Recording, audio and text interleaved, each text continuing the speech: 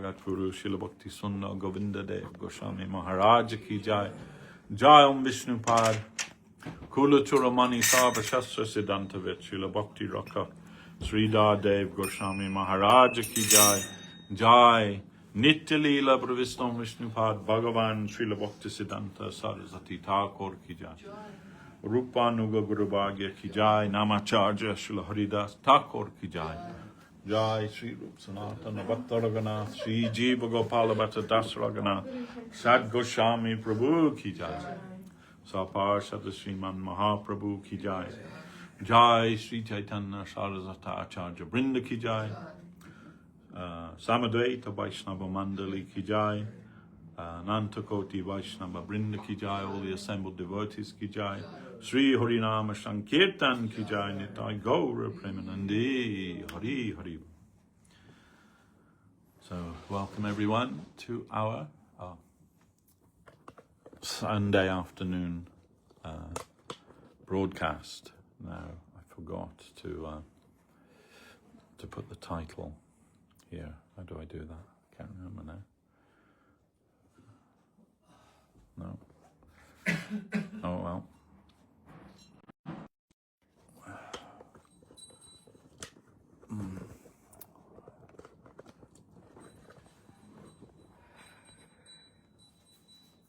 No, all products. What's all that nonsense?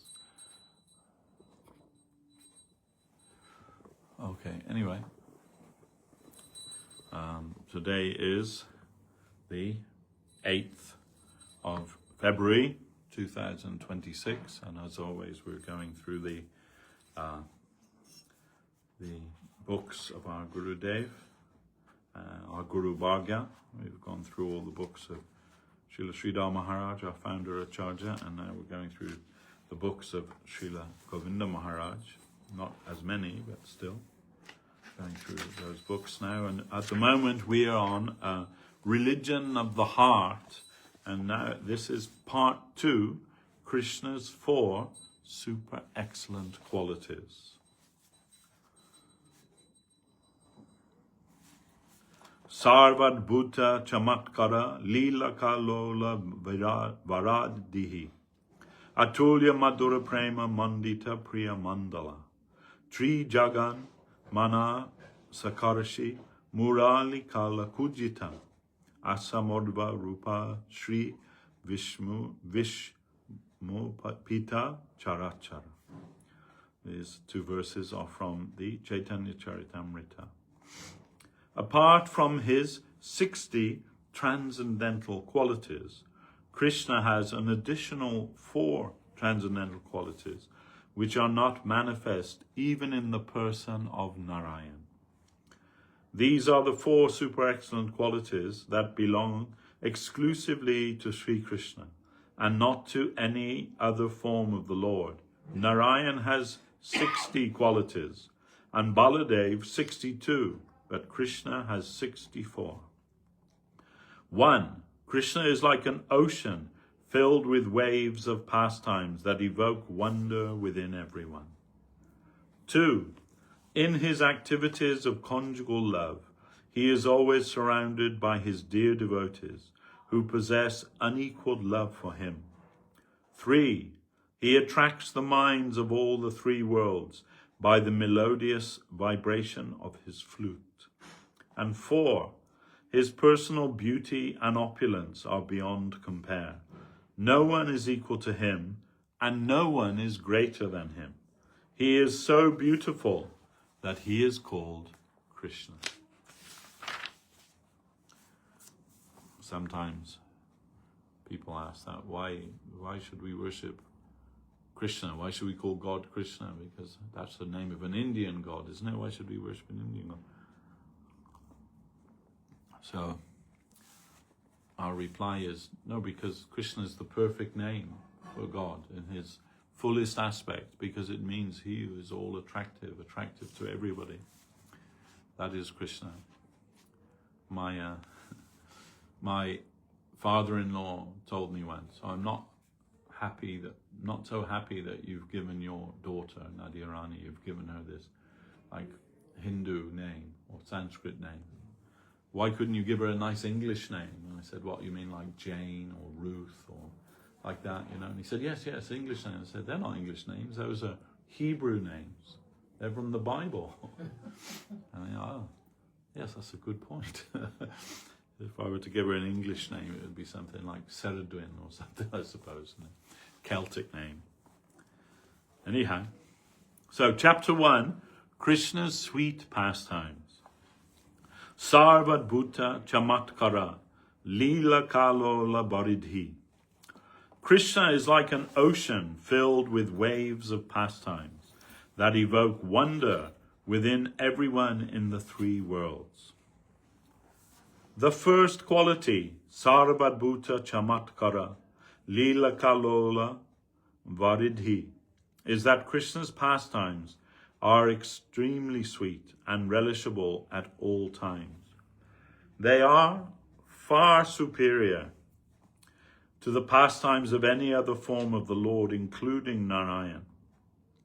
No other form of the Lord has such wonderful pastimes as Krishna.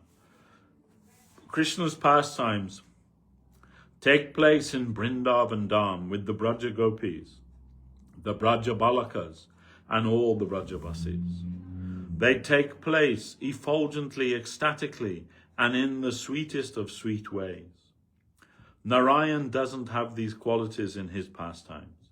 These qualities don't exist in the pastimes of Narayan in Narayan Leela. Krishna's pastimes begin with his birth. Narayan doesn't have a birth. He is called the unborn. Whoever doesn't have a birth will not have the pastimes associated with birth. He won't have a father or mother or any other relatives. So he won't have the pastimes associated with birth and childhood, etc. Krishna has a father, a mother, a brother and a sister, and he also has many friends, lovers and paramours. He is always playing with the cows and calves and enjoying with the opulent fruits and sweet-smelling trees in the forests of Vrindavan. He gives pleasure to the Jamuna by bathing in her with the Braja Gopis, and has many pastimes in the different kunjas or forest groves of Vrindavan. His life is a life full of sweet and wonderful pastimes.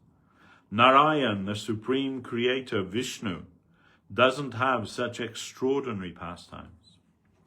When Krishna was present on earth, all other forms of the Lord, as well as the demigods and all the great sages, were astonished to hear about his wonderful pastimes.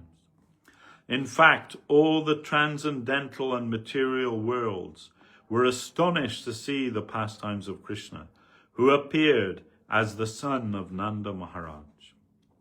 Nanda Maharaj, the foster father of Krishna, was the king of a society of cowherd men. But he didn't own a castle. He didn't have an opulent house or even any fixed residence. He moved from pasturing ground to pasturing ground, making a thatched house or living in whatever place was available. But in his courtyard, the Supreme Personality of Godhead would play. Once, Lord Brahma came to join that play. When he came to join Krishna's play, he became confused. He couldn't understand who Krishna was. He thought, who is this boy playing here? I didn't create him. What is going on here? Brahma meditated, and through meditation understood Krishna was the Supreme Personality of Godhead. But he couldn't believe it. He thought, how could the Supreme Personality of Godhead be playing in the courtyard of Nanda Maharaj, just like an ordinary child? This is impossible. To see if Krishna really was the Supreme Personality of Godhead, Brahma stole all the cows, calves, cowherd boys and cowherd girls, put them in a cave and left. The next day he returned and saw, to his amazement, everything was the same. Krishna was outside playing with everyone. Brahma became puzzled and thought, I put everyone in a cave yesterday and left, and now they are here exactly like they were yesterday. Maybe there was a hole in the cave and they escaped.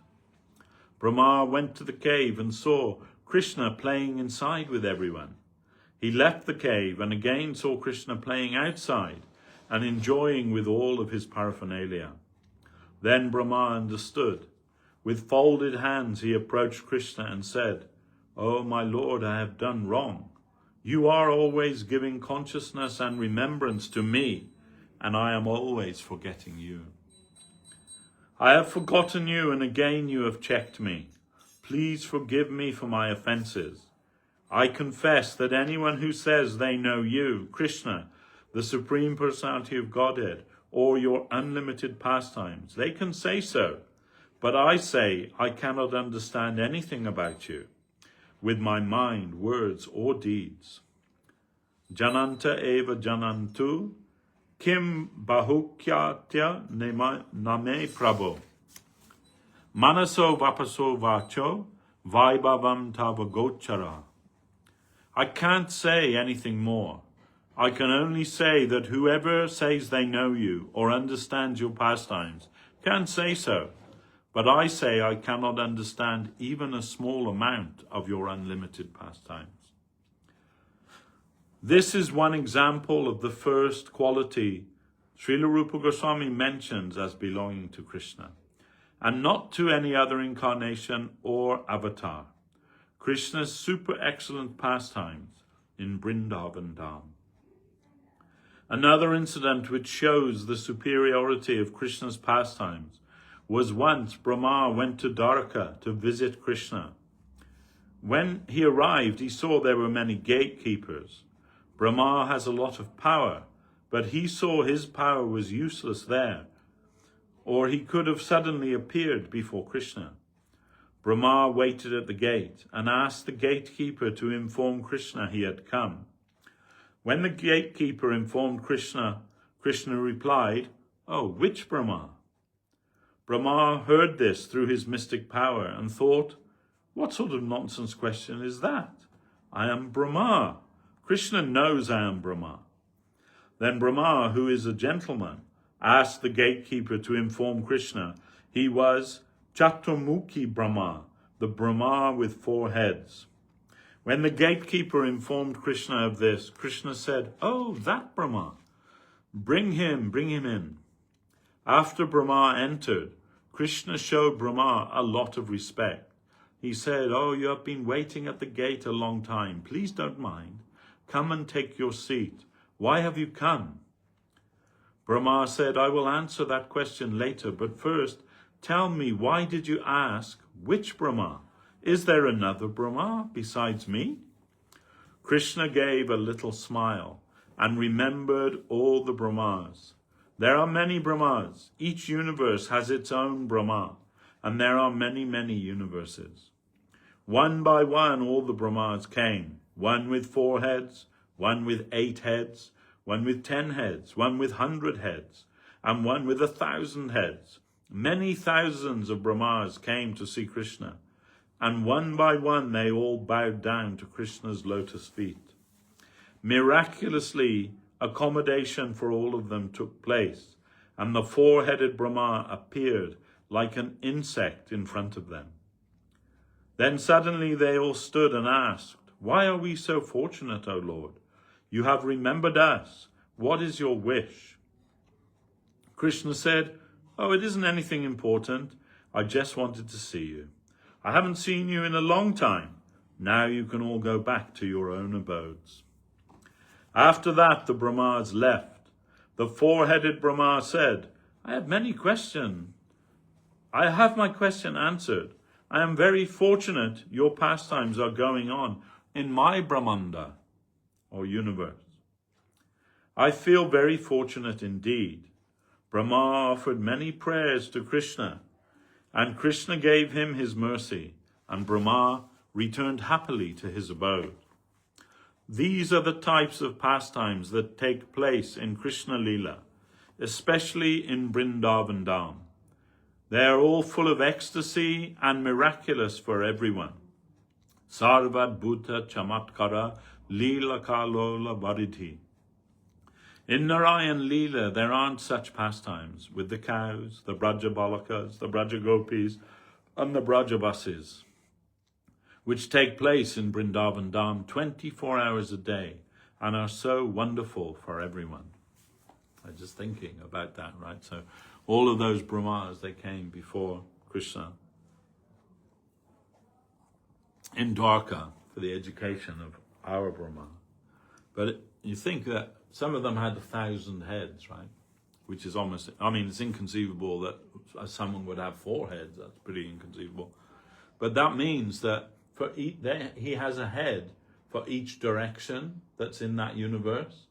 So here there are 4 directions, right? North, east, south, and west in the universe. But in other universes, there must be thousands of directions. You wouldn't even be able to conceive of such a thing, like it's incredible. Now they have this theory about, quantum universes, that there are many different universes all existing at the same time in different dimensions, but occupying the same space and time. And but they think that they're all, just like alternate realities to this one. So they all obey the same laws of physics and the same, basically the same designs. But actually that's not the case according to this. According to this, each and every universe is unique, and it must be that the physics of that universe are completely different to the physics in this universe. That in itself is extraordinary, how we can even conceive of such a thing. Mahaprabhu said, all of Krishna's pastimes are inconceivable. Achinta Beda Beda Tatta. It is not possible to understand them. We live within the materially conscious world, so it is not possible to understand transcendental consciousness and Krishna's pastimes from here. Every evening in Puri, Mahaprabhu would talk with Swarup Damodar and Ramananda Rai in the Gambhira. One evening they were discussing the poetry of Chandidas. Chandidas said in one poem, "Whoever can conceive a garland can be made from the peaks of mountains with a tiny thread, or an elephant can be bound with a spider's web. They can understand Krishna's pastimes." You must believe you can bind an elephant with a spider's web before you can understand Krishna's pastimes. When I first joined Guru Maharaj's mission, he asked me if I could do 2 things. He said, "Can you not follow your mind, and can you follow my instructions?" I said yes, and Guru Maharaj was happy. Then he said, "Can you forget the songs that you know?" I was born in a Vaishnav family, and my father was a famous professional singer. Because of that, I had some singing capacity and had memorized all of the Vaishnava songs. Guru Maharaj tested me as to my singing style, meter, etc., by having me sing in front of Krishnadas Babaji Maharaj. I sang in front of Babaji Maharaj, and he told Guru Maharaj I knew many songs and was a good singer. A few days later, Guru Maharaj told me to forget those songs. He said they were Sahajiya songs, and that condition would increase if I sang them. I said I would not sing those songs. He gave me one book named Sharanagati and marked 32 songs. He asked me to memorize them all within a week and said the songs of Madhura Rasa would come later. He said, "They will reveal in your heart after Ruchi. When you will get the position of Ruchi or taste, then you can learn them." This is Bhajan Archan. Rupa Goswami showed this Bhajan Archan in a step-by-step sequence. Addo Shraddha Tata Sadhu Sangha Tabhajana Kriya Tato Nartani Vritti Shat Tato Nista Ruchis Tata. When it is necessary for the devotee to know what is Vrindavan, what Govardhan is, what the Jamuna and the forest and the pastimes of Krishna Leela are, everything will reveal itself in the heart of a surrendered soul. This is the meaning of Srila Guru Maharaj's book, Prapanna Jivanamritam, the life nectar of the surrendered souls. When Krishna met Radharani and the Braja Gopis at Kurukshetra, he said, Mayi Bhaktir hi Bhutanam, Amritavya Kalpate, Distya Yadasmin Matsneho, Bhavatinam Madapana. This is from 10th canto of Srimad Bhagavatam. Devotional service unto me is the only way to attain me. My dear gopis, the only reason for my returning to you is the love and affection you have attained for me by your good fortune. In India, it is customary to go to Kurukshetra during a solar eclipse and bathe in a lake there. People from all over India do this. Krishna went to Kurukshetra from Dwarka with his queens, and Radharani and the gopis went from Vrindavan to meet him. When the gopis met Krishna's queens, the queen said to them, We have not actually had Krishna's presence. We think he is absent-minded because we can't tell what he is thinking. Sometimes when he is sleeping and dreaming, he calls, Oh Lalita, oh Vishaka, oh Jashoda, oh Mother Rohini. He says many things when he is dreaming. We have heard all the Braja Gopis and the Braja Balakas' names many times, and now you are here. Whether Krishna lives in Mathura or Dwarka, he always remembers you. Krishna's queens glorified the Brajabasis in this way. When Krishna first met with the Braja Gopis in Kurukshetra, he asked them, How long will we wait for you? They asked him, How long will we wait for you? He said, In a short time, in a few years, I shall go back to Vrindavan. Don't think I won't go. I am bound to go. Don't think I live here. Actually, I live with all of you in Vrindavan. Every day you are getting my association in Vrindavan. What you are doing with me is positive. You think it is negative, but it is positive.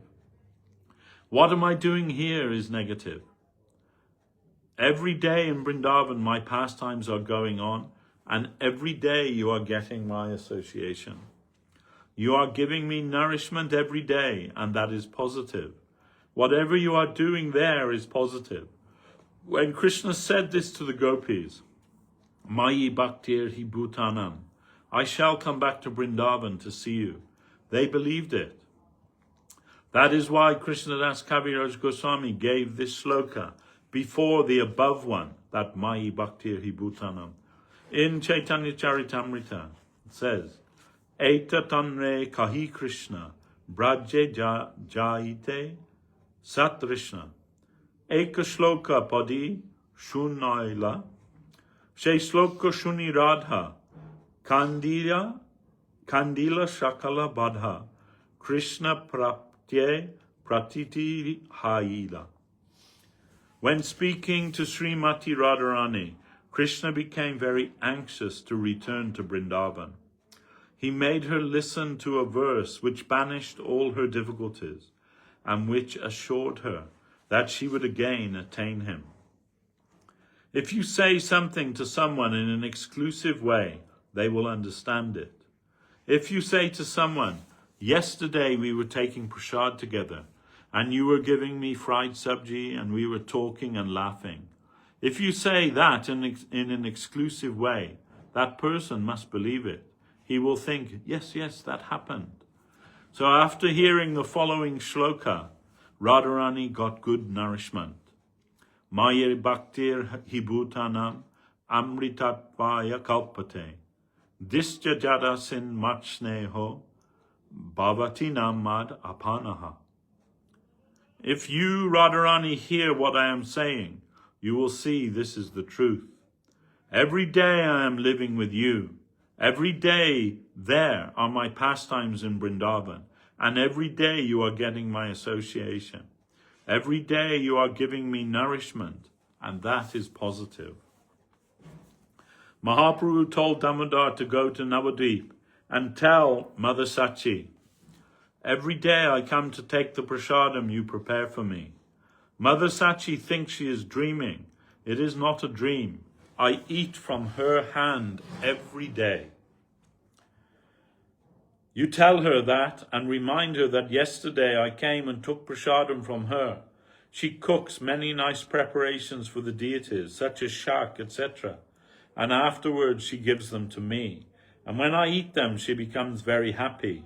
But she thinks she is dreaming. When she sees the plate has nothing on it, she thinks she forgot to put food from the pots on the plate. She goes to the kitchen and sees there is no food in the pots, and she thinks she is dreaming. The positive truth is that I ate everything. Remind my mother of that, and she will believe it. When Krishna said to Radharani and the gopis that he goes to Vrindavan every day and plays with them, they believed it. Actually, Krishna never leaves Vrindavan. He always lives in Vrindavan. Krishna nyo yadu sambhuto jatpurna sostyata paraha Vrindavanam parityaja swakachin naiva gacchati. Vrindavan parityaja swakachim naiva gacchati. Srila Rupa Goswami said, Krishna does not leave Vrindavan, not even for one moment. He lives there with the Braja Balakas, the Shakis and the Gopis, etc. Krishna's pastimes are always going on in Vrindavan.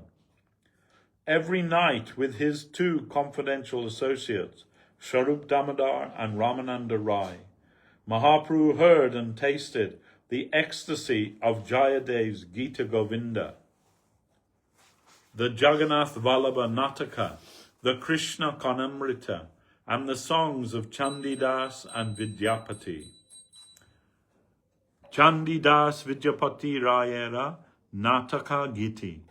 Kanamrita Sri Gita Govinda Swarup Ramananda Sane Mahaprabhu Ratri Dine Gaya Shune Parama Ananda. They were able to get and to take the real and direct association of Krishna. After Jayadev, Vidyapati and Chandidas, only Rupa Goswami could sing those types of songs. Once you start expressing Krishna Leela, you cannot stop. There is so much ecstasy that you cannot stop. Madhuram madhuram bapurasya vibhor, madhuram madhuram badanam madhuram, madhu gandhi mrido smitam, eto aho, madhuram madhuram madhuram madhuram. This is from the Krishna Kanamritam of Bilvamangal Thakur. When Srila Guru Maharaj would express Krishna Leela, he would forget who was in front of him. He was speaking and he would forget who was there and who was hearing. One day I said to Guru Maharaj, you are giving the meaning of the Gayatri mantra, the Rig Veda mantra, and the Vedas say one isn't supposed to give their meaning. It is a private matter, so why are you giving it? Guru Maharaj said, oh Govinda Maharaj, what are you thinking? What expressions and ideas come from the Gayatri mantra? We are giving the Gayatri mantra to others, and they will meditate on it and feel it after reaching perfection. No one is giving anything before perfection. If I don't give it, I think no one will give it in the future. No one has given it before, so I feel I should give it. It is necessary for the conditioned souls. Many devotees want to know the meaning, so I am giving it. The meaning was published from the San Jose Mott in the Guardian of Devotion. Everyone in our Sampradaya was amazed to see it. What Guru Maharaj gave is extremely worshipable, the inner meaning of the Gayatri mantra, etc. He knew everything, and he was the only one who knew everything. Once he told that he went to feed the cows in the field, and when he sat underneath a tree and was meditating on the Gayatri mantra, he suddenly saw the whole Vishvarup form of the Lord. The whole effulgence of the Gayatri mantra became manifest before him. That was his first experience with the Gayatri mantra. Jai Sri Sri Guru Gauranga Radha Sham Sundar Giridhari Ju Ki Jai.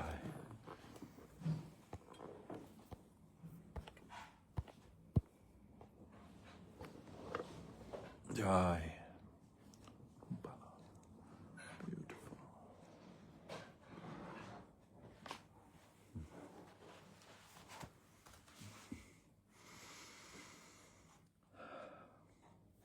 After that, Guru Maharaj had many experiences, but if he would tell them, it would be difficult for others to understand.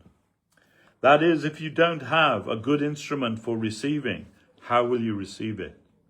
The wall cannot receive radio waves. Our insides are not adjusted to receive transcendental knowledge. It may exist within us, but we are not adjusted to receive it. If we can fine-tune or adjust ourselves, everything will be revealed in our heart.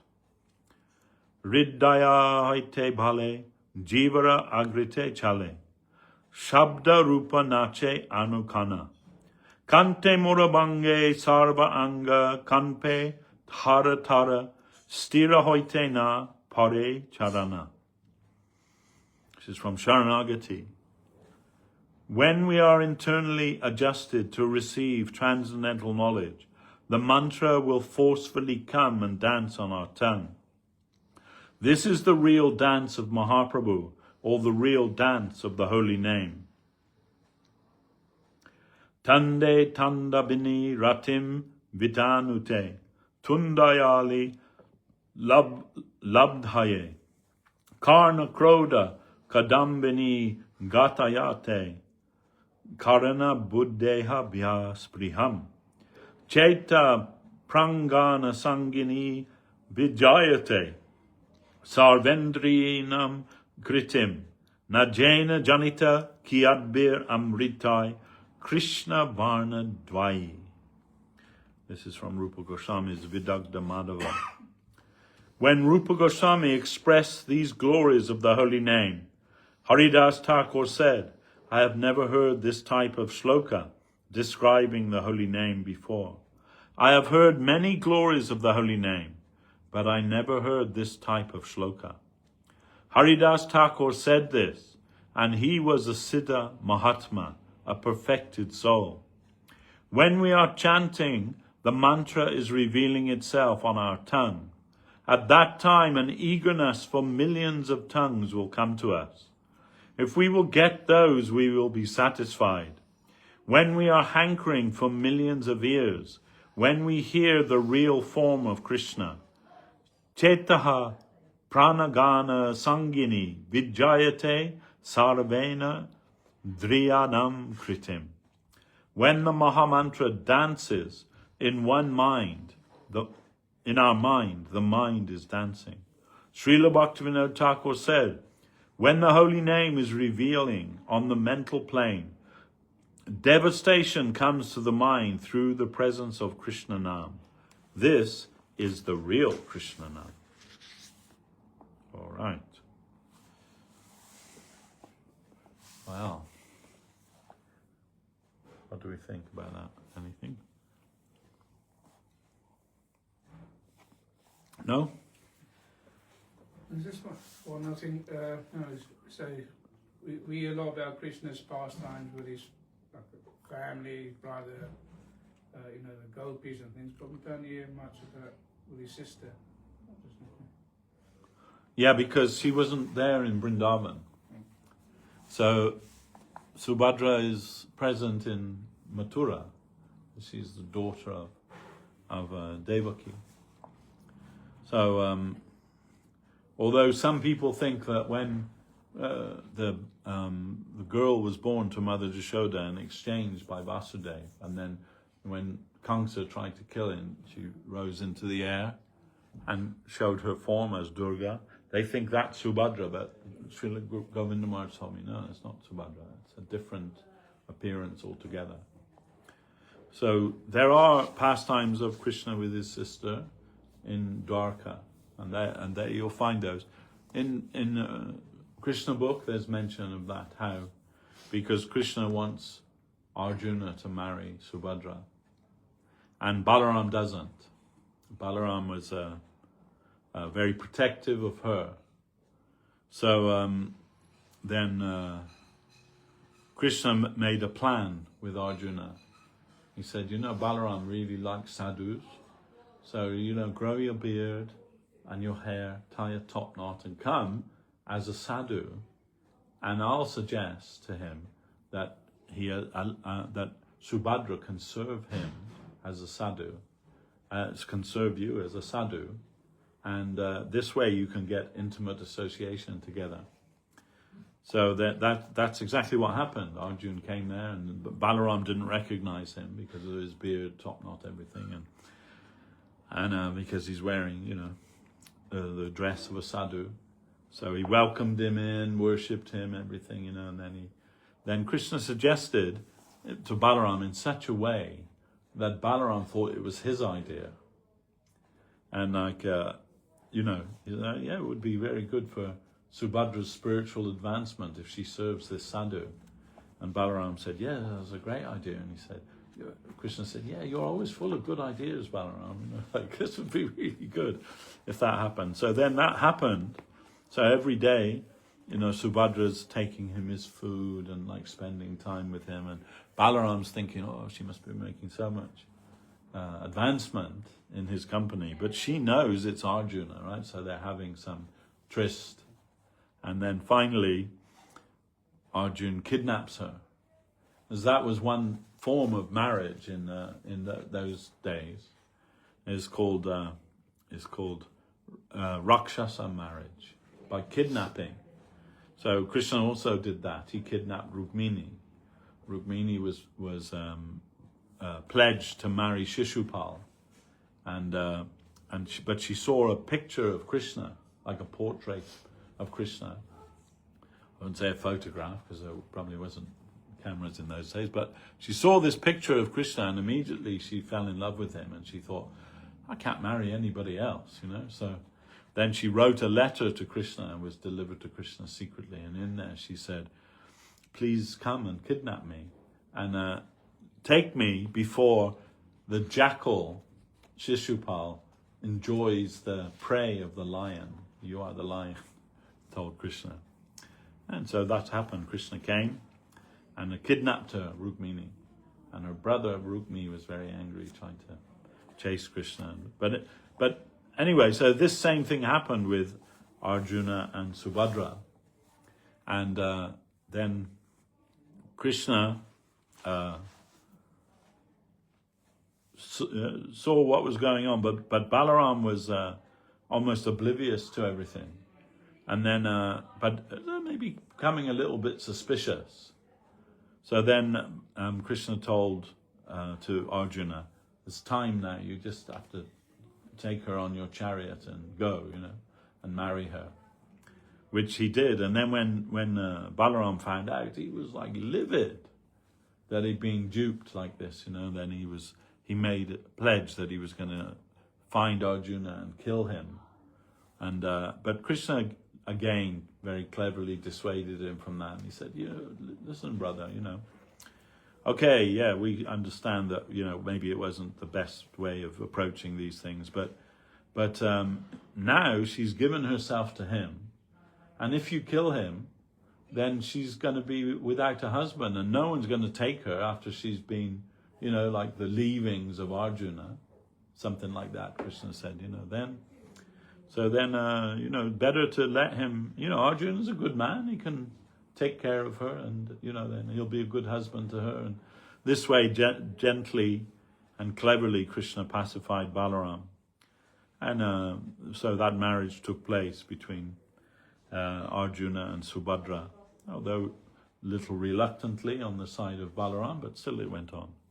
And then also we hear from Guru Maharaj, as you see, that generally Subhadra's worshipped with Krishna and Balaram in the form of Jagannath. So this is told that we heard from Guru Maharaj this, that when Krishna was in Dwarka, he was living in Dwarka, and the Mahishis means the queens of Dwarka, they would come to Rohini. Rohini was Vasudev's second wife, and she's living in Dwarka in the palace now because she was living previously in Gokul with Nanda Maharaj and Jashoda Mai, but for fear of Kamsa. But Krishna killed Kamsa, everything. So now she's returned to her life in the royal family, and she's living in Dwarka with Krishna and Balaram and Subhadra. So then the queens, the Mahishis, would come to her and say, "You were in Vrindavan. Please tell us something about Krishna and Balaram's pastimes in Vrindavan. We want to know about that, you know." As we just heard, that the queens would say, "Oh, Krishna speaks about the Brajabasis in his sleep, you know, calls out their names," and you know, so they want to hear something about that. So then Rohini said, "Yeah, but it's a little difficult. But your desire to hear about these things is very good. So we can meet. Come today, after Krishna and Balaram take their lunch. They always take some rest then, you know, like an hour or something. And then when they're sleeping, I can tell you something about Krishna's pastimes in Vrindavan." So they all came in the afternoon, Krishna and Balaram sleeping. And then Subhadra was there, and Rohini said, "You guard the door. You wait in the door there, and you just tell us if Krishna and Balaram, if they're anywhere nearby, you warn us, you know, this is your job." So she's in the doorway, and then Rohini's telling all these pastimes of Krishna and Balaram. And of course, you know, just like us, when somebody starts talking about us, our ears start burning, don't they? Oh, what are they saying about me? I heard somebody just mention my name in the other room. Are they saying something good about me or something bad about me? So, you know, then somehow this came in Krishna's ear.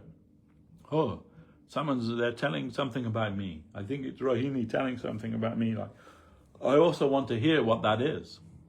So they wakes Balaram, and then they're both like trying to listen from the distance, but they can't hear. So they go to the door of the room where they are, and the Subhadra, she's also engrossed in hearing about Krishna and Balaram's pastimes, that she doesn't even realize that they're either side of her, and also listening.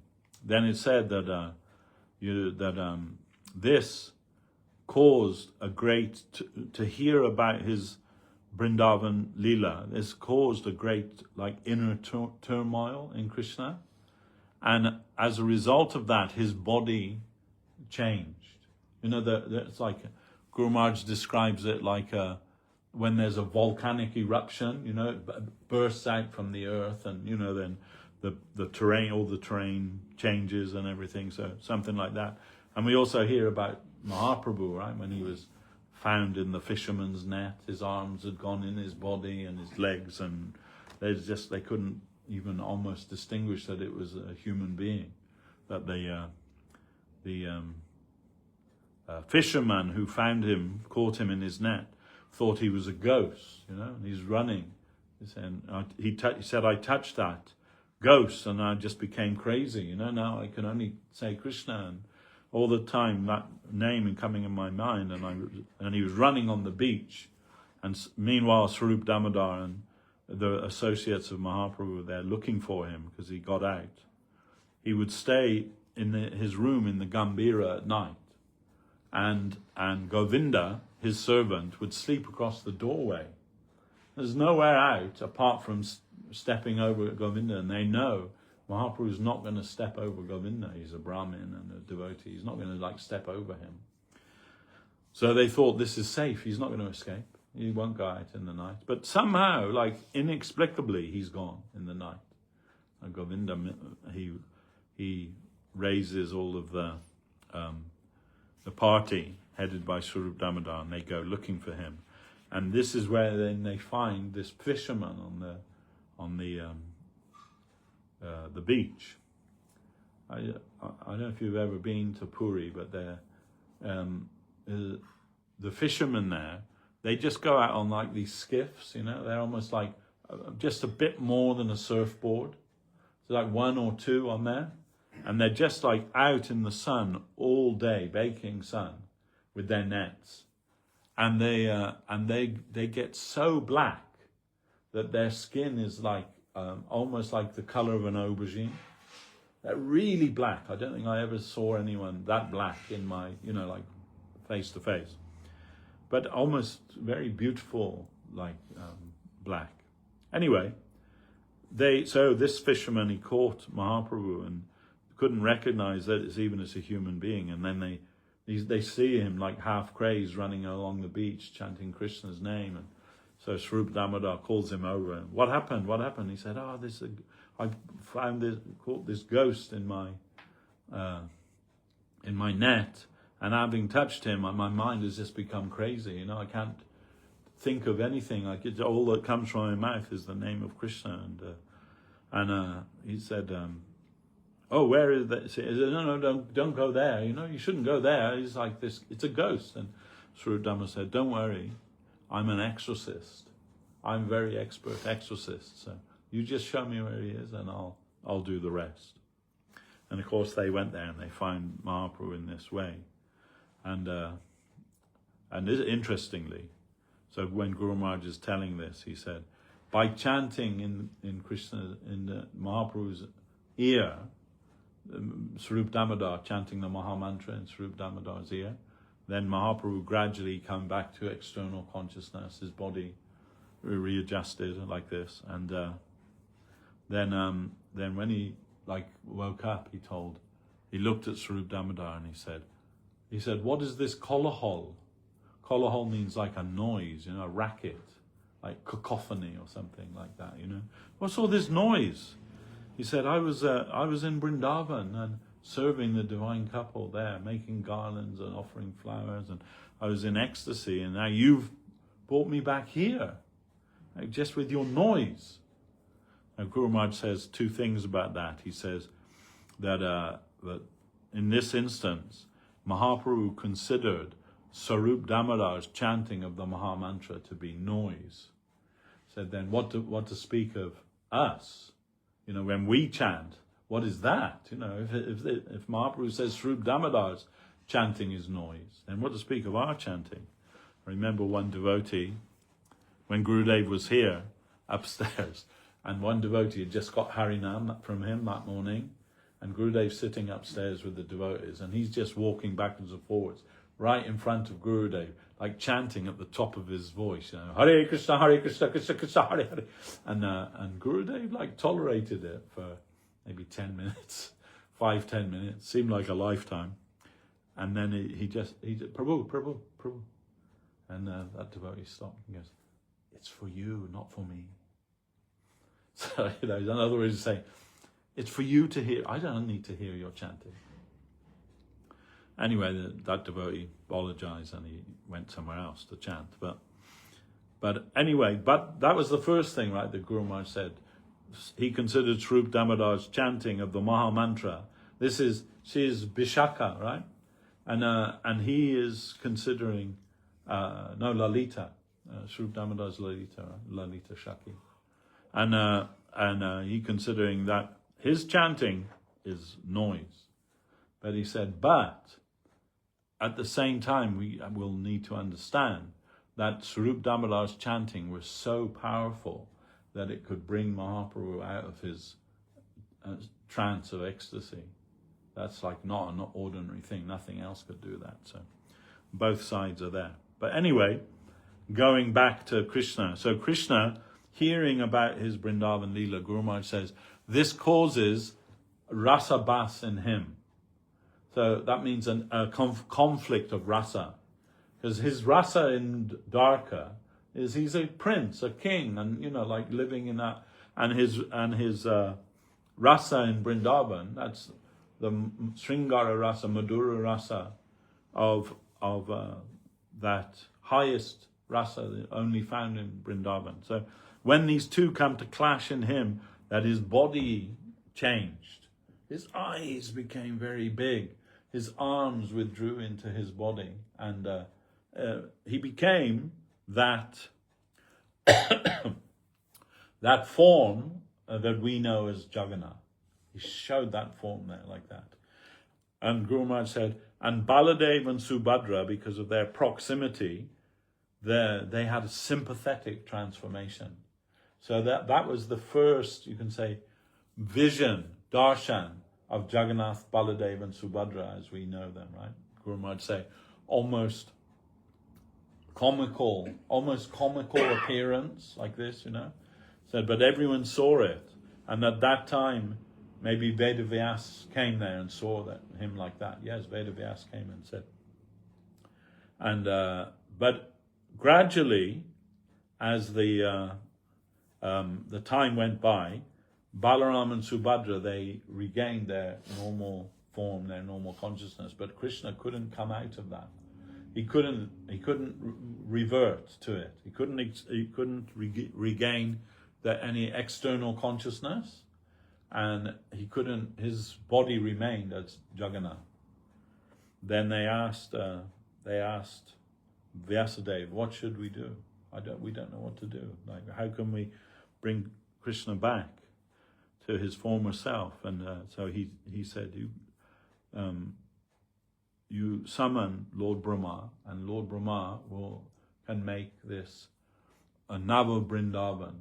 Nava Vrindavan means like a new Vrindavan. So replica of Vrindavan in Dwarka. And everything will be there, you know, Govardhan and Radha Kund and Govinda Kund and all the different kunds and all of these things. And then you place murtis of Jashoda and Nanda Maharaj, you place them outside their house, and place Radharani on the hill with her Sakhis, and, you know, like make their replicas in like murti forms. Then when that was done, then Balaram, Vyasadeva told Balaram, you need to like help him to come back. And so Balaram comes to the Jagannath figure and he says, brother, wake up.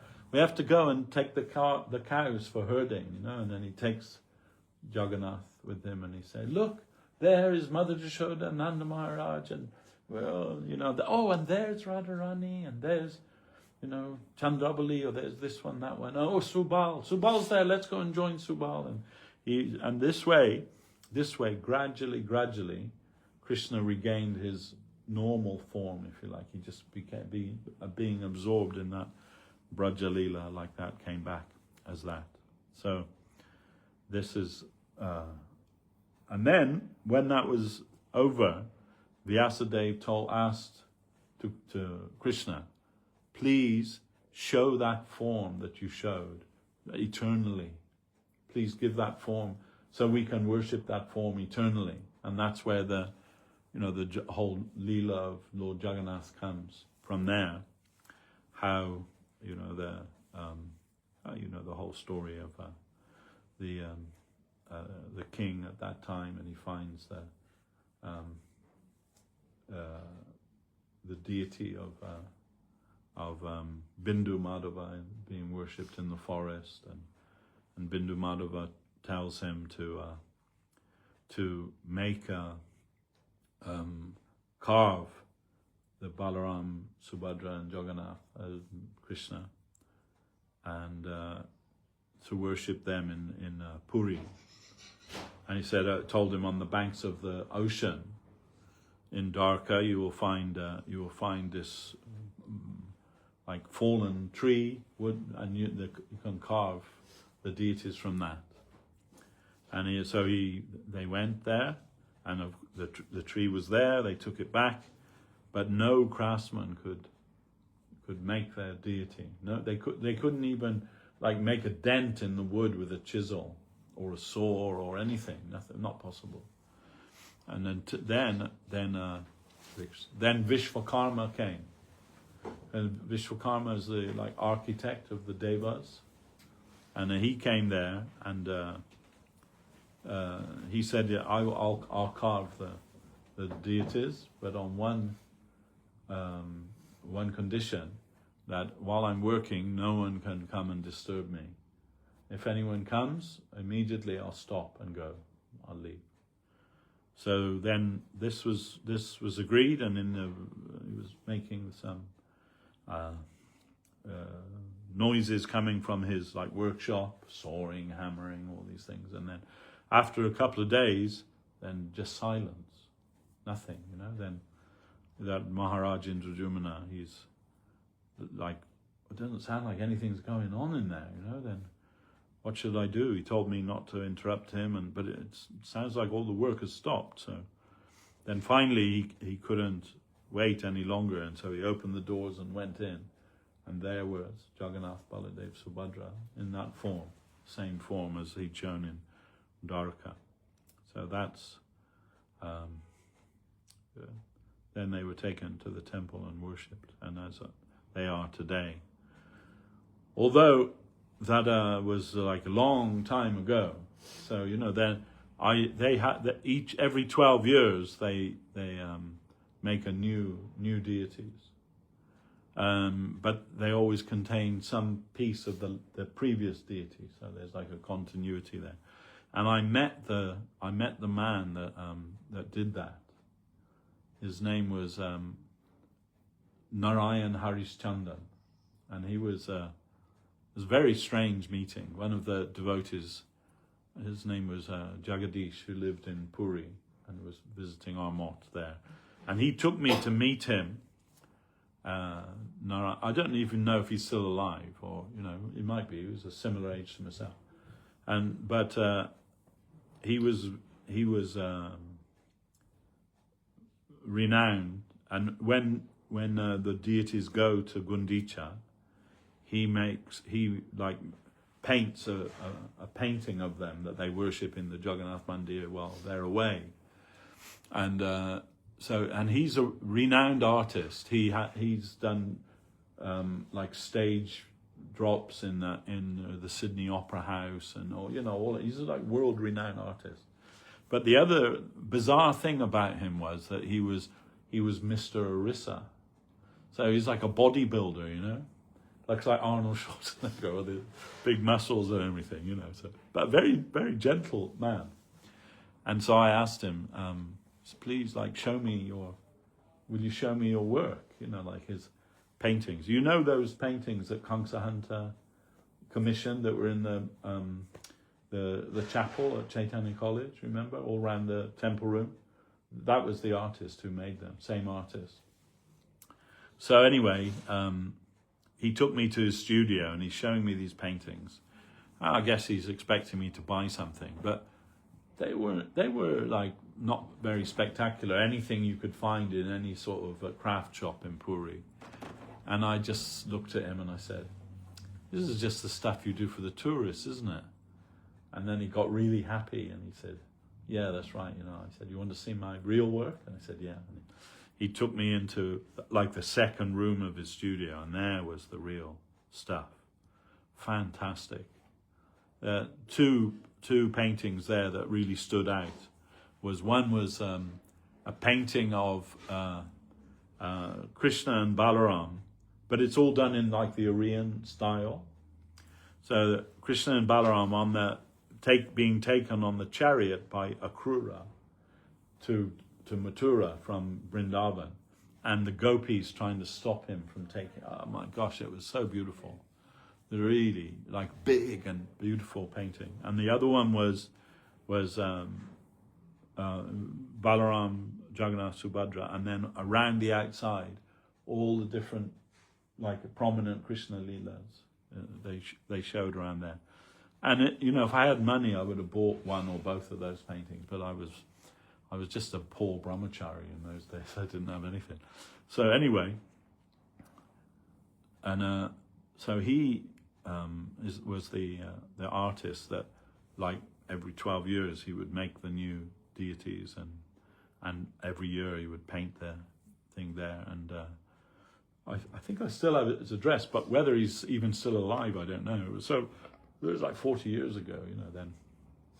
Because I always had this idea that it was just a kind of fantasy idea, but I had this idea that we could make like a coffee table book with his paintings depicting selected verses from Prema Dharma Deva Stotram, and he could have, illustrated those, maybe 20 or so paintings. I thought, wow, that would be a fantastic book. But anyway, it never happened. So Narayan Harish Chandan, his name was. So very, very expert artist. Maybe one day I'll go and see if he's still there, still alive. I don't know. So, yeah. I was going to ask,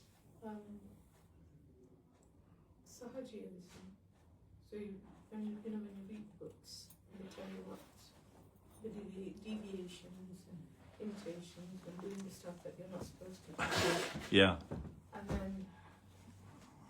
then there is Sahajiyism, where you're not at the level that you're at and you're venturing there. But in good faith, you're not doing that sort of thing. Could you elaborate on that? Yeah, well, actually, first of all, that idea, or that, what you say, label that we use very broadly, Prakrita Sahajya, is one sect of deviant followers of Chaitanya Dev, identified by Bhaktisiddhanta Saraswati. He identified 100 deviant sects. And we kind of use that Sahajya as a coverall of all of them. But the actual sect called the Prakrita Sahajyas, they have a whole philosophy. And so, first of all, we understand what the word means, right? The words mean. So, you've seen that, the hugging guru, that lady. What's her name? Yeah, and Amma, yeah. So when she's traveling around the world, she advertises her brand of yoga as Sahajya Yoga. I was surprised to see that. Then I thought, but she can't mean, like what we mean by Sahajya Yoga. She doesn't mean that, surely. Do they use the word Sahaja or Sahajya? No, the same thing. It's the same thing. So, but what it means, the word Sahajya means natural. So in that context, she means natural yoga, right? So Prakrita Sahajya, Krishna's Leela is called Aprakrita Sahajya, which means that it's the natural Leela of Krishna in Vrindavan that looks like the activities of people in this world, and that's why people mistake that, and so Prakrita Sahajya means doing what comes naturally in this material world. So they have this idea, and I've met some of them, the actual Prakrita Sahajya.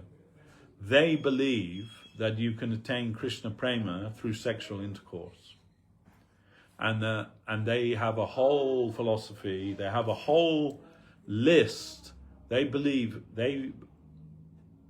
preach that all the 6 Goswamis of Vrindavan have all had concubines, and they were all practicing some form of sexual intercourse with them to attain Krishna Prema. We think that's all dog shit. But they are, that's what a Prakrita Sahajya is. And I know one man who previously was a disciple of Prabhupada. He's died recently, last few years, but he was preaching that, wrote books about it, like preaching that whole philosophy. So it is a very broad, we use it in a very broad way, but there are many different types. They're like Saki Beki, right? They think that if they dress up as gopis, they'll be gopis. And you see them sometimes in Navadvip, sometimes in Vrindavan and other places of Krishna Bhakti. You see them and they're just like the ugliest women you've ever seen in your life, There's like, they got the 5 o'clock shadow and, they're wearing the sari and everything, and they're all dancing around. Then thinking, and we heard from Guru Maharaj that one of Bhaktisiddhanta Saraswati Thakur's disciples, who was very like forceful preacher, he met a group of them in Vrindavan, and he challenged their leader, that that you think that just by physically dressing as a woman you'll become a gopi, and they said that the debate became quite intense, and Guru Maharaj said, then the man came out. So he's talking to the man dressed up as a gopi, she's all feminine and everything, but he said when the argument got a little heated, then the man came forward, he said. So that's another one. Then there's the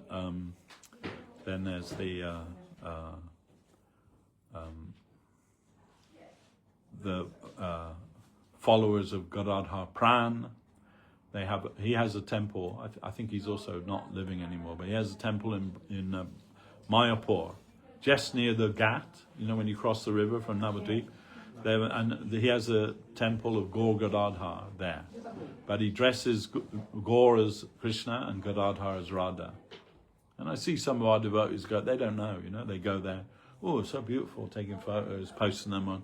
But it is very offensive, to think, because it's true that Gadadhar Pandit is Radharani, but he didn't have any type of that kind of relationship with Mahaprabhu, which what they're suggesting, by that. So, in fact, one time when Srila Govinda Maharaj was installing the Jal Mandir, the temple in Govinda Kund in Navadvip, and he asked us, which deity should I put inside the mandir there? And Avadut Maharaj suggested Gaur Gadadhar. And Srila Govinda Maharaj just looked at him and said, and can you explain what the meaning of the worship of Gaur Gadadhar is? Like the inner meaning of that? Do you have any idea? He said, no, I don't have any idea. And he said, well, we're not just doing it as a fashion. So anyway, that's another one. They made up a mantra as well, something like Hare Krishna, Hare Ram, Bolo, something Radhe Sham, or something. I forget exactly what it is, but they chant that mantra, and in that way they say that way. But anyway, there's at least 100 deviant sampradayas. But in a general way, you can say that it's when we try to enter in to things that we're not qualified to enter into. In fact, Srila Sridhar Maharaj said in a very graphic way one time, we should not be eager to peep into the bedroom of God. This is basically their idea is like that, right? Because in Srimad Bhagavatam in the 10th canto, there it says that that if you hear about the amorous pastimes of Krishna with the cowherd girls, then all lust in your heart will vanish. So, but when Guru Maharaj and Srila Govinda Maharaj both, when they were asked about this, because that would suggest that we should hear about the Leela of Krishna with the gopis and all of this. And he said, but there's two very important caveats in that verse. One is that, first of all, you must hear from a perfect master. That's the first thing. And secondly is that you must be a perfect disciple. So first of all, one thing to find a perfect master. And if you have a perfect master, he will never instruct you about the Madhura Leela of Radha and Govinda before you're ready to hear that. And if somebody says, I've been chanting Hare Krishna for 10 years or 20, 30 years, that's my qualification. It's not. That's not the qualification.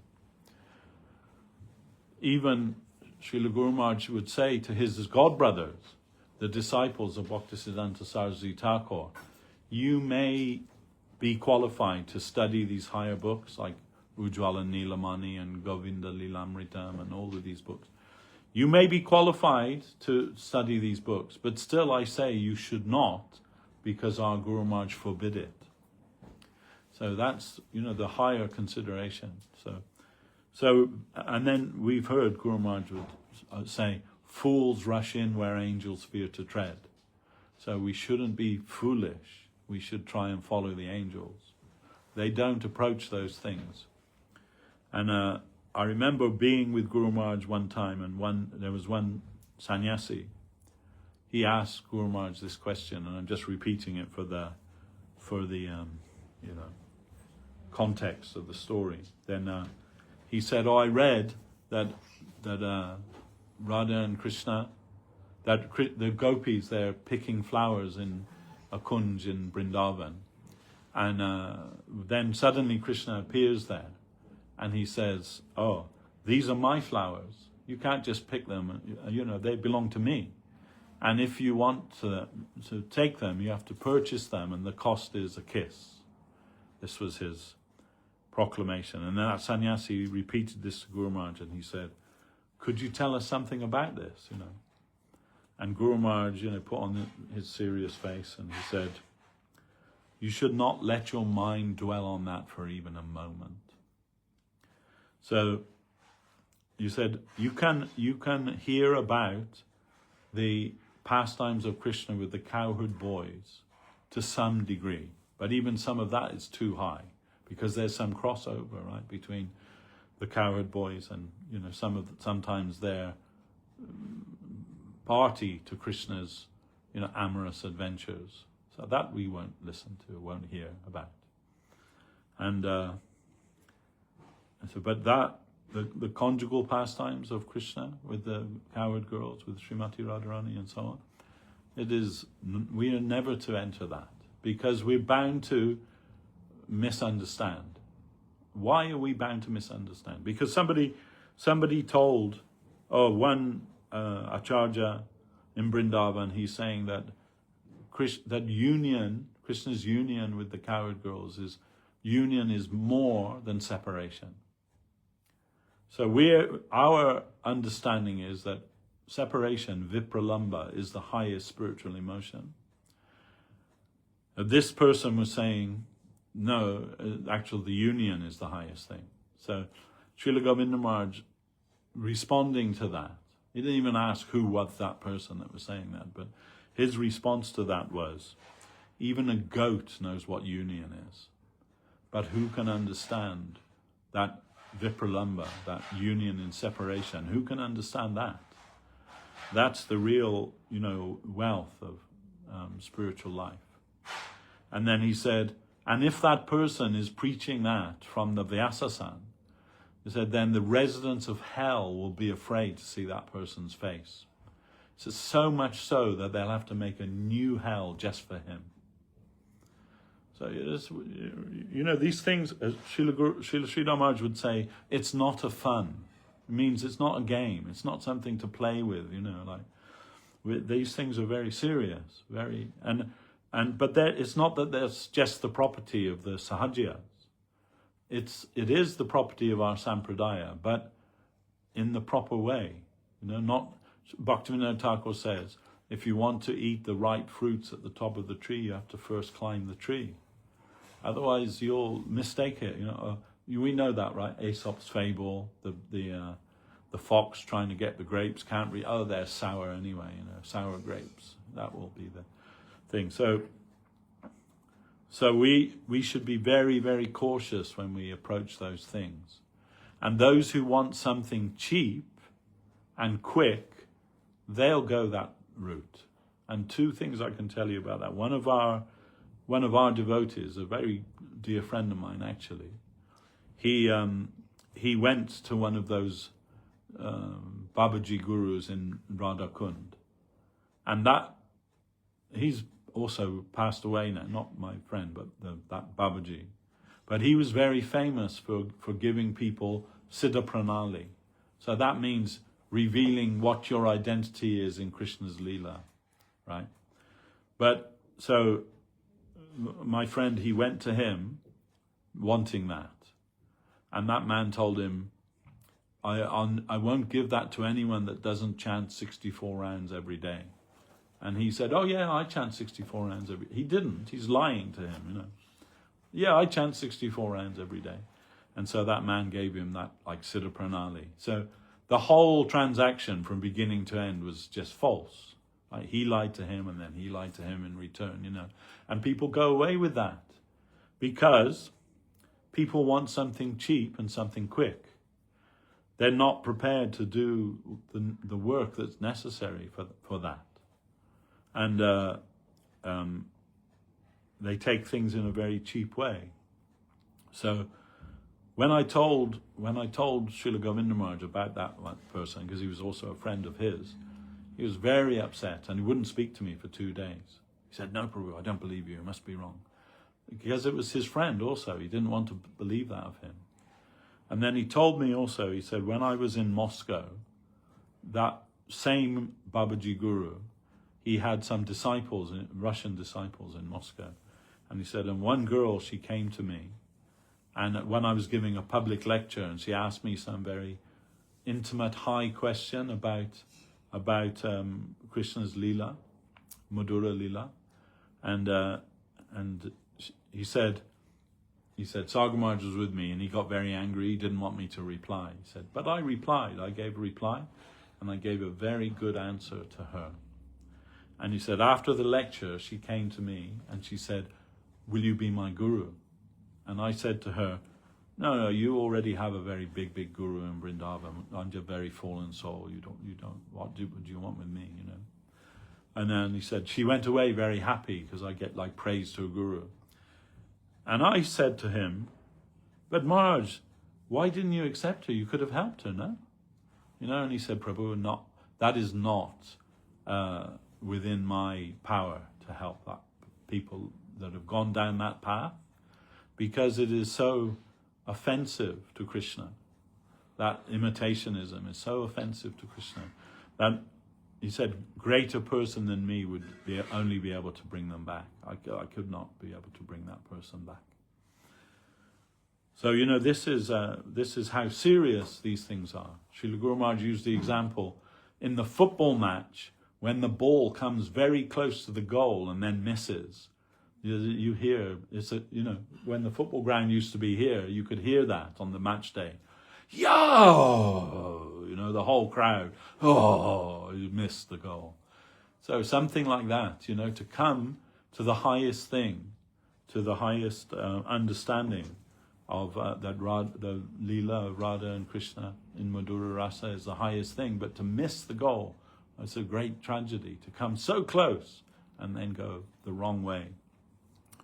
Very difficult thing. So, and why are we forbidden for examining those things? Because we don't have any reference point for that. We don't have any experience of those transcendental relationships. So as Gurudev said, even a goat knows what union is, right? So when I mentioned this quite often, but when I was younger, I used to collect books everywhere, looking for books, you know, about Krishna and so on, you know. Then I found the Madras Gaudiya Math, they'd published Krishna Karnamrita, right, which is by Bilva Mangal Thakur, and was one of the books that Mahaprabhu always kept with him and read from that, you know. So I didn't know anything in those. I was just a kid in those days, but I'm reading this book, and when you get so far in, for some reason I keep thinking it's like verse 23. I don't know if it was, but then Bilva Mangal himself, he says, the next thing I'm going to tell you is very high Madhura Leela of Radha and Krishna. And he says, if you're not free of the idea of man and woman, if you're not free of that conception, don't go any further, because you're bound to misunderstand. So, of course, when I read that, I just closed the book up and put it back in my bookshelf. And that's where it is today, gathering dust. But I thought about that for a long time. Like, what does that mean? Right? What does that mean? It's not that you're going to read that and then go, it's just mundane, you know. There's nothing transcendental about that. No, it's the opposite of that. The opposite of that is that you think that you're relishing something transcendental when all you're doing is projecting your own mundane idea about relationships between men and women onto the divine couple. You see, so, and it's inevitable that you must do that, because that's the only point of reference we have, isn't it? We only know that, about the relationships between men and women in this world. We don't know about anything in the spiritual world. So Guru Maharaj would say, outward, what's the word I'm looking for? Outward similarity, but categorical difference. So, you know, though Krishna shows himself as like a human being, and that's considered to be the highest manifestation of Godhead. As Krishna, like us, like a human being, we can relate to him like that. But we should never think of him as we think about us. This is confirmed in Bhagavad Gita, right? Janma karma chame divyam. Krishna says, if you understand that my janma, my birth, and my karma, my activities, they're all dibya, they're all divine. If you understand that, you never have to take birth in this world again. Like, that's a pretty high thing to say, isn't it? You know, just by understanding that. So then the question is, do we really understand that? Do we really understand how Krishna's birth, Krishna's Leela, everything about Krishna is completely divine, completely transcendental? And if we do have that faith, then you never have to take birth in this world again. That's Krishna's promise.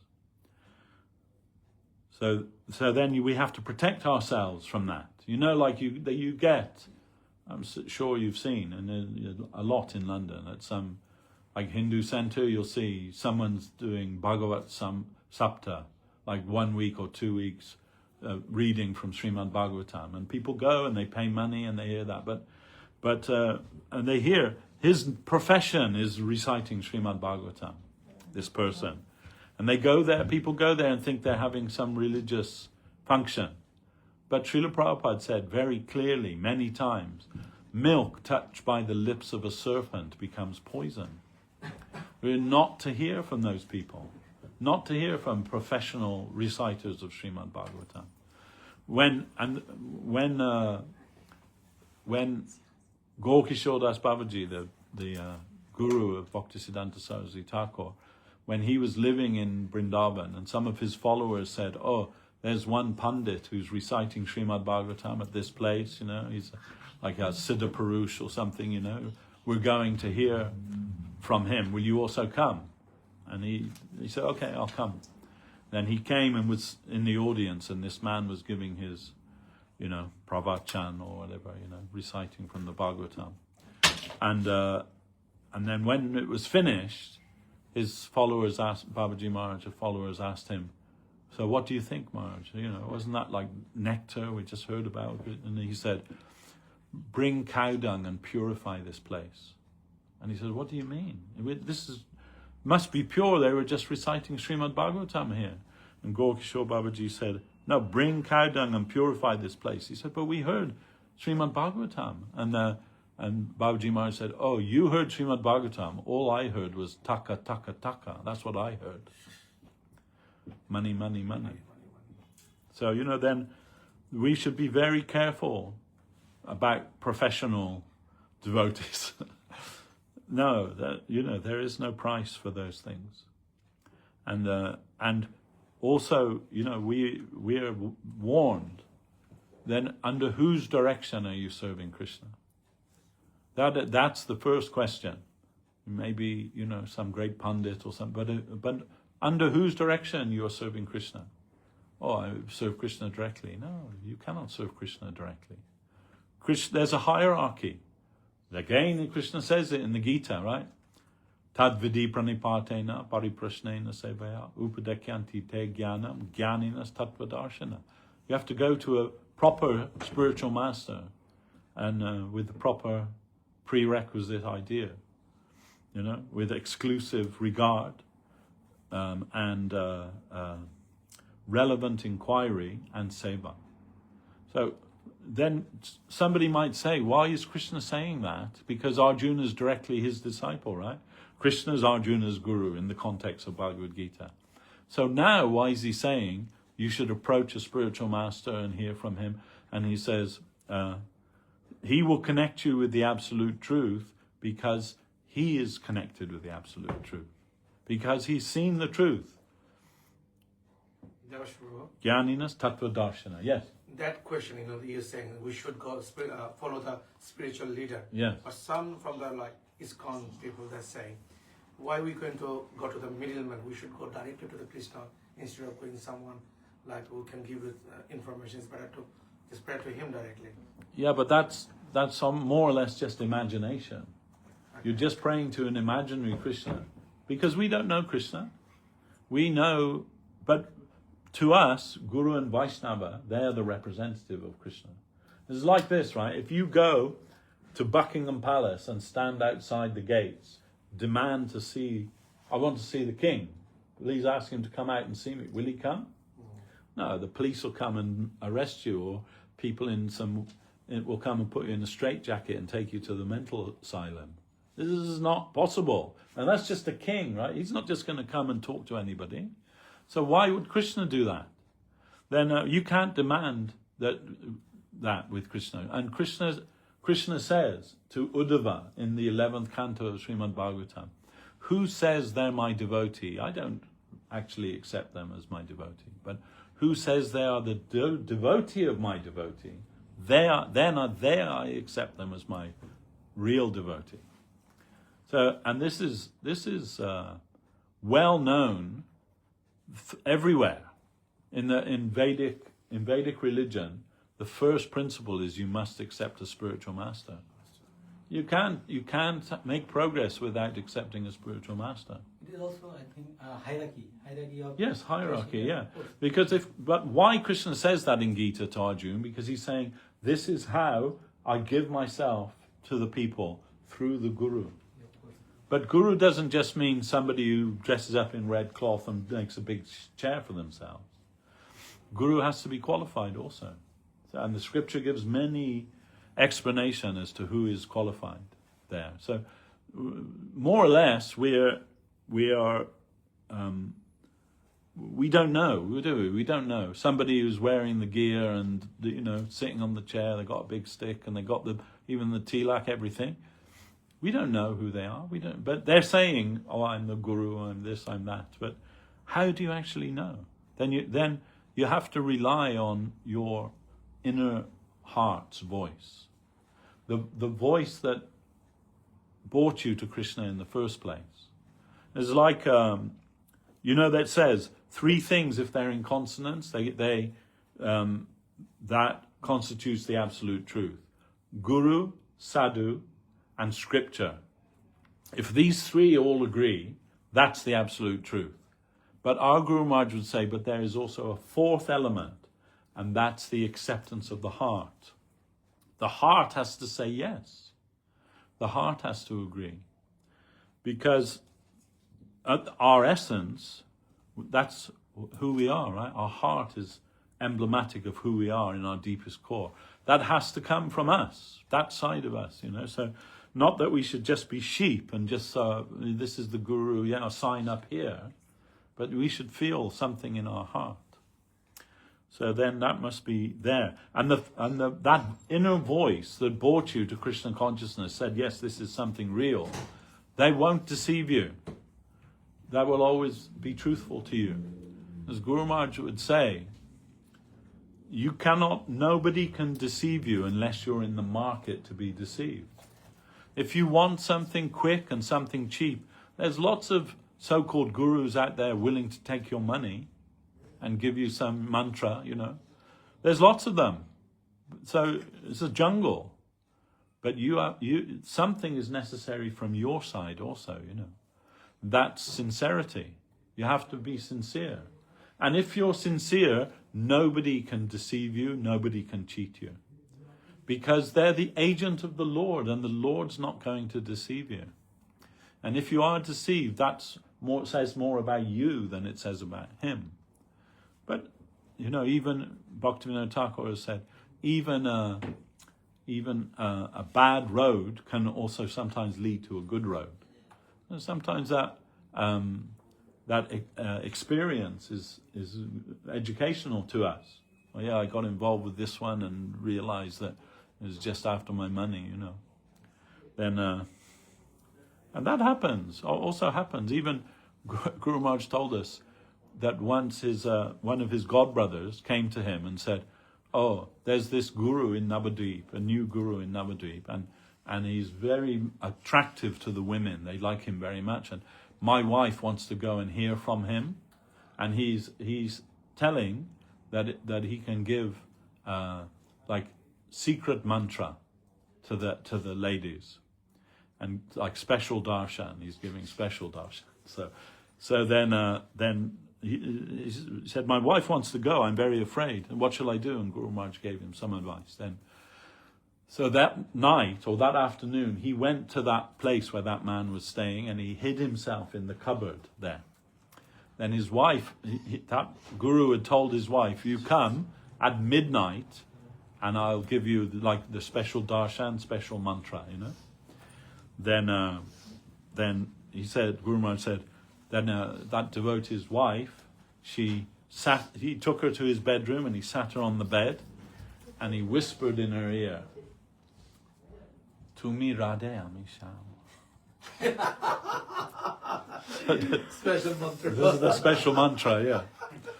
You are Radha, I am Sham.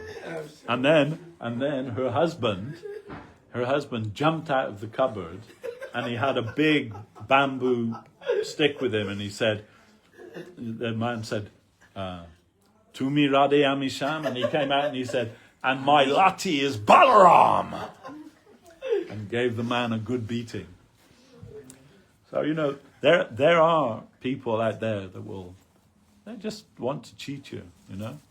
When I was serving in ISKCON as a young lad, I was a pujari for a little while at Soho Street, and three or four of us, we used to go to the Shivananda Yoga Center to learn yoga, Hatha Yoga.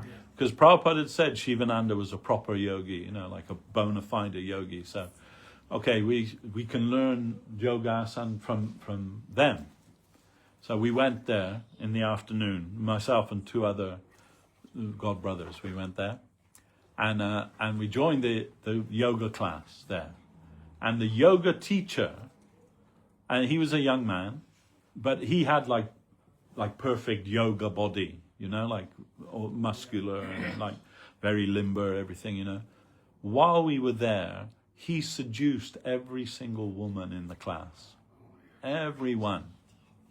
So, this is going on everywhere, So we stopped going there. As you can imagine. So, there are plenty of cheaters out there in the name of spirituality. And the worst are the Prakriti Sahajya, in the broad sense, the Sahajya, those who are deviant, so-called followers of Mahaprabhu. They're not followers of Mahaprabhu. That's why even today, especially in Bengal, probably in Bangladesh also, that the general people, they hate Mahaprabhu. They think, his followers are immoral. They're all doing immoral things, all the time, in the name of devotion to Krishna. I think it's come down. It was not before. Now it's getting... Yeah, because of the preaching of ISKCON and the, other... People are getting smarter. Yeah, exactly, yeah. So, then... But Bhaktivinoda Thakur's preaching was mainly to re-establish Mahaprabhu's the genuine followers of Mahaprabhu and the faith that Mahaprabhu came to teach. Bhaktivinoda Thakur revolutionized that. His preaching was recognized as that in a very broad way. And we are following from that. But previously, not so much. And you still see, like I say, in Vrindavan, you see so many of these. Well, the most famous one, or infamous one, you may have seen, the Prem Mandir in Vrindavan. Everyone going to the Prem Mandir. And it's a beautiful temple, But the person whose temple it is, he's also passed away now. But he's just seducing women all the time. All his followers are women. He's seducing all these women, and people go there because they only see the outward side. The Prem Mandir, oh, it's so beautiful, you know. They also have another mandir in Barshana, Radharani's birthplace, even more beautiful than that Prem Mandir. We were going there on the, you know, part of our parikram, and someone's asking Madhusudana Maharaj, oh, look, whose temple is it? We should go to. And he said, no, we don't go to that temple. and why? And why they've made such beautiful temples? Because his name, I tell his name, Kripalu, his name was. His followers, they made money from drug selling, and they're sending that money to build these temples, one in Vrindavan and one in Barshana, and really beautiful. Even ISKCON can't build such beautiful temple. But you'll go there and what will you hear? You'll just hear poison. We should not be so impressed by the outward thing. We should try to see what's the inner teaching of that. And who are the people that are teaching that? What do they do? There's others too I can name, but I'm not going to name. Prabhu, can I ask you another question? Yes, of course. This in Christian religions, like Jesus, Mm. do you think he's a part of our one of the avatar? If you think like world is like in one God running by one God. Yeah, we accept Christ as Guru. Yeah. So we consider him as Guru. But the knowledge that he gave was very not so much detail, because the people he was preaching to, they weren't very sophisticated people, like fishermen and like that, So, but he gave what he could say, and even it says in the Gospel in the New Testament of the Bible, he says, "Much more I can teach you, but you're not ready to hear." Yeah. So we consider, yes, he was a. Because he always saying like, my father, my Yeah, father. yeah. So father, what do you think about? Is like the God, and Yes. we don't know who is the God ultimately. Yeah, when if you ask them, like, who is God, what does he do, like, they don't know, they can't say. But Christ taught, love thy Lord with all thy heart, with all thy mind, and with all thy soul. Yeah. Now, this is Vaishnavism. This is the teaching of Vaishnavism. But a very rudimentary version, if you like, which was suitable for his followers. But now they're saying, oh, he was God and all that. We don't accept that he was God. We say He did not say that. He didn't say that. Yeah. He's Son of God. He is the Son of God. Yeah, Son of God. So, and of course, then they say the only Son of God. But God's not so impotent that he can only have one son. Many sons. But our Guru Maharaj, this question. I'm following the Ramakrishna mission. Yeah. And we thinking he's one of the part of the. Yeah, our Guru Maharaj was asked this question when I was there in one of the first times in 1980, maybe 83 or 84. There was a devotee there, and she was from Iran, and she came from a Muslim family. Yeah. But she'd come and she was initiated, everything, then. But they won't let her do any of the deity service. She can't cut vegetables, she can't make garlands, she can't do anything, and she's feeling a little bit, difficulty with that. Then one of the senior ladies there, Manju Ali, she went to Guru Maharaj and she said, why isn't she allowed to do this service? And Guru Maharaj said, we don't have any problem with her. We believe she's a good devotee, everything. He said, but if the local people hear that a Muslim girl is doing the deity's service, they'll come with a mob to the gate.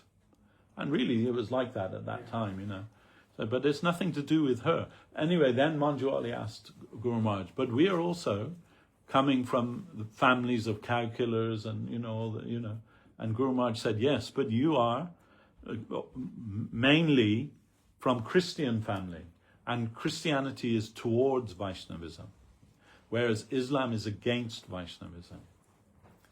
And he said, you can see that Islam, they consider the best food is beef.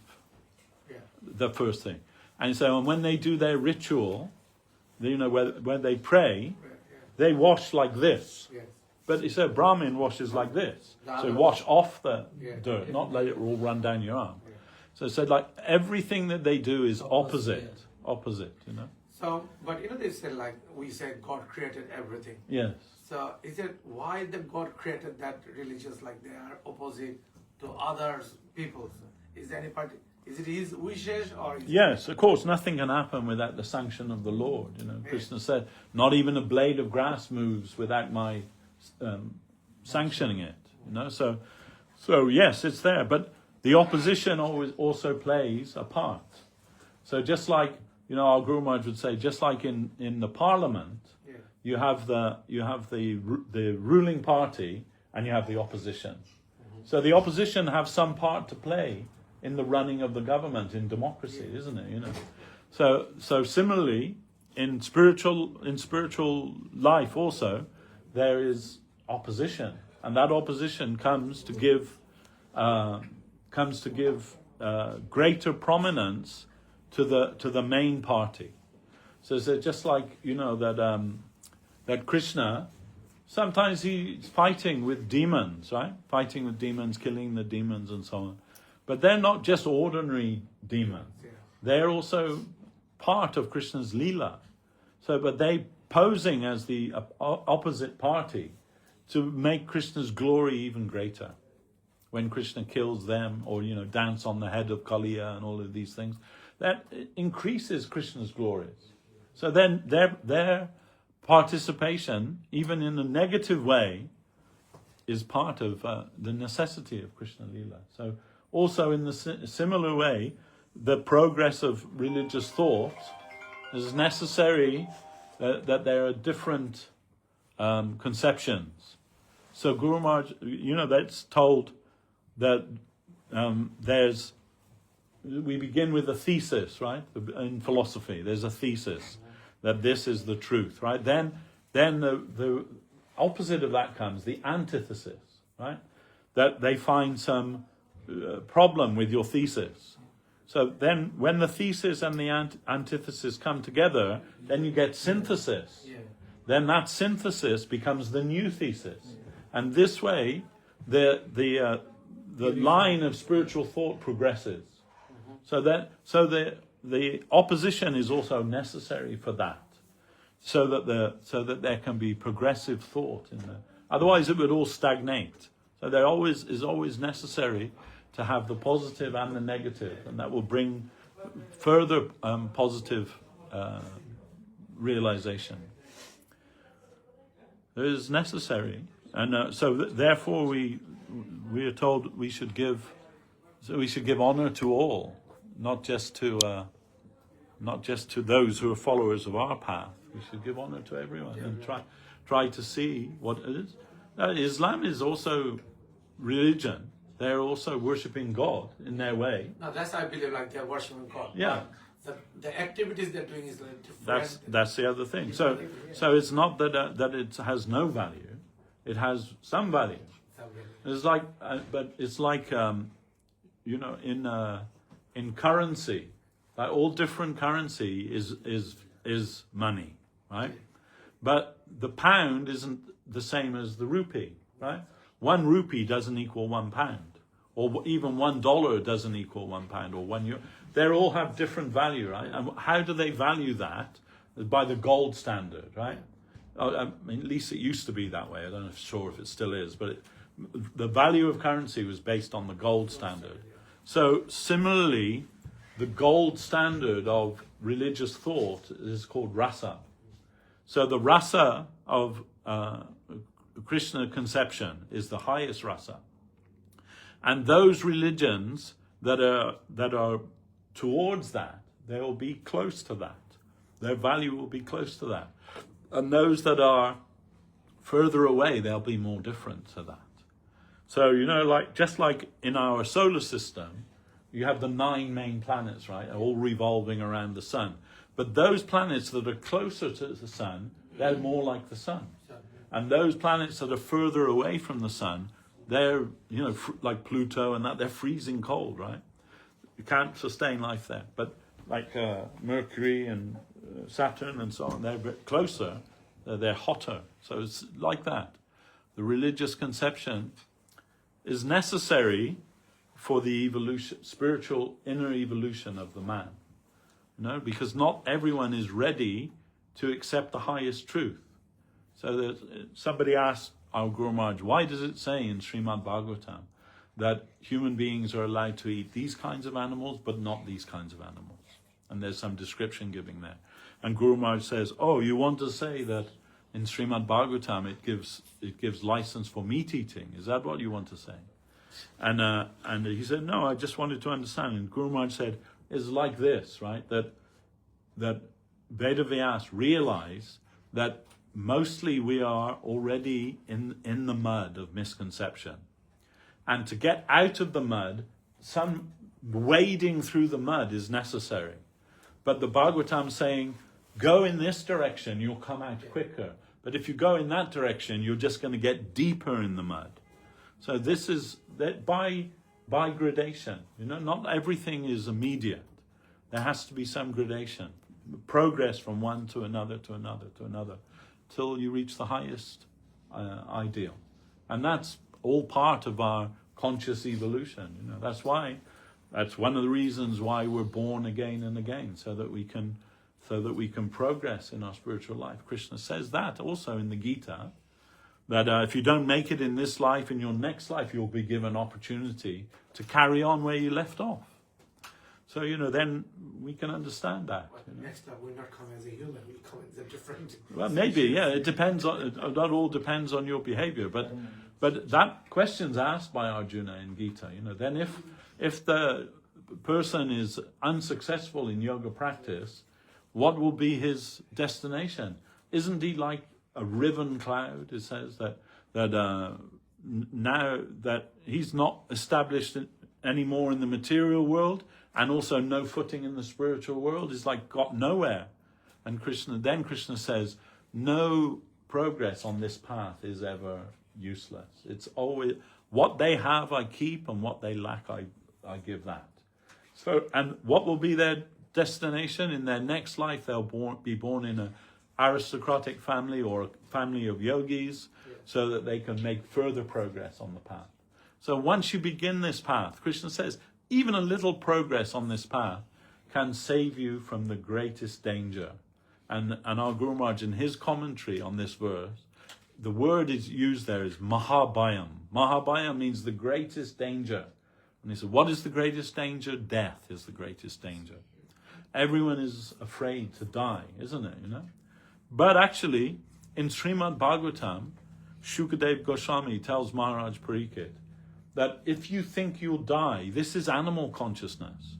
You won't die. Your body might die, but you won't die. You are eternal. So stop the animal thinking. Stop thinking like an animal.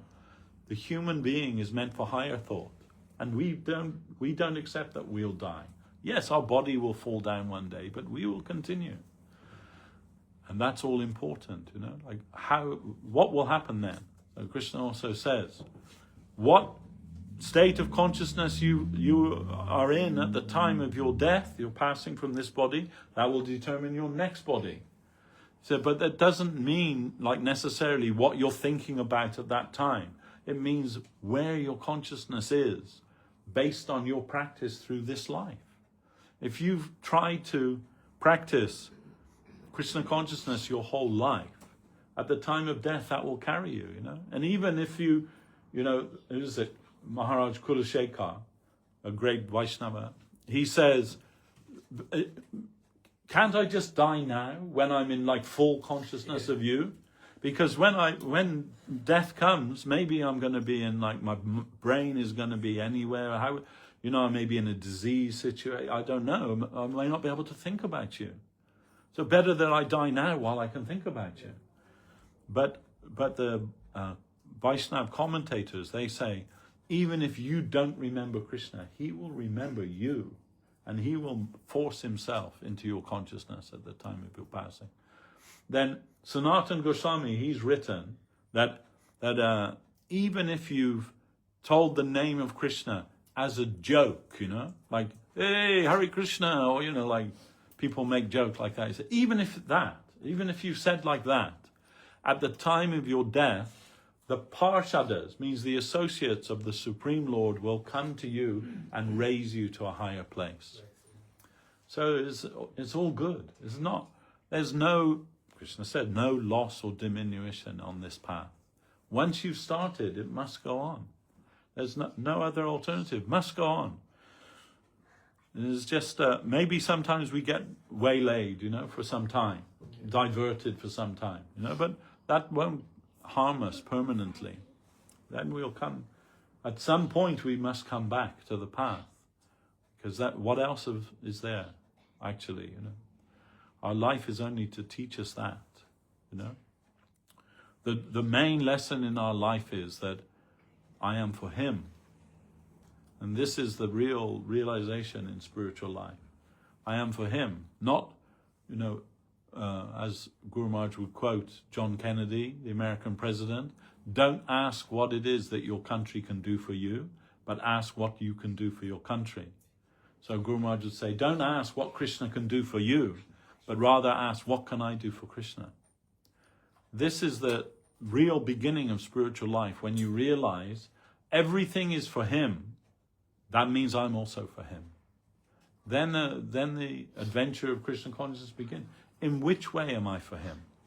That will become revealed to you by Guru and Vaishnava and by the chanting of the holy name of the Lord. Chaito Darpana Marjanam. Your own consciousness will become cleaned, and your actual purpose will become clear to you.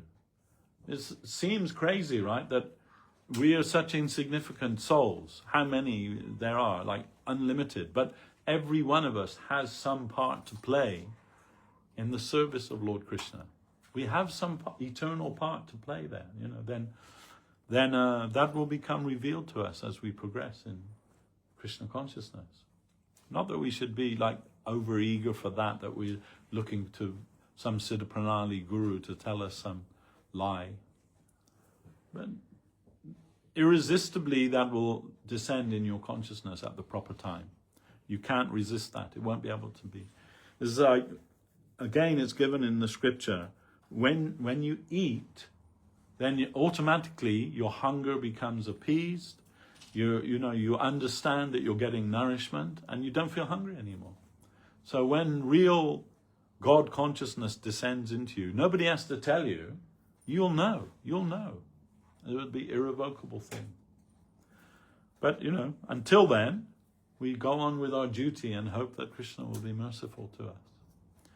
It is all His grace. And when we understand that everything is His grace, then we have nothing to fear. Nothing to fear. That means even something which may appear bad to us, it can't happen without His sanction. So it must be good ultimately. If we can see in that way, then we'll never have any fear. No Mahabhayam for us. All right, so. He's waiting for you. Yeah, I know. Usually my wife comes and. Not here. But anyway, so thank you all for tolerating me, listening to me. Jai Vishnupad, Srila Bhakti Sundar Govinda Dev Goswami Maharaj ki jai. Srila Bhakti Rakak Sridhar Dev Goswami Maharaj ki jai. Bhagavan Srila Bhakti Siddhanta Saraswati Thakur ki jai. Rupanu Guru Bhargya ki jai. Harinam Sankirtan ki jai. Nitai Gaura Premanandi. Hari Hari Bol.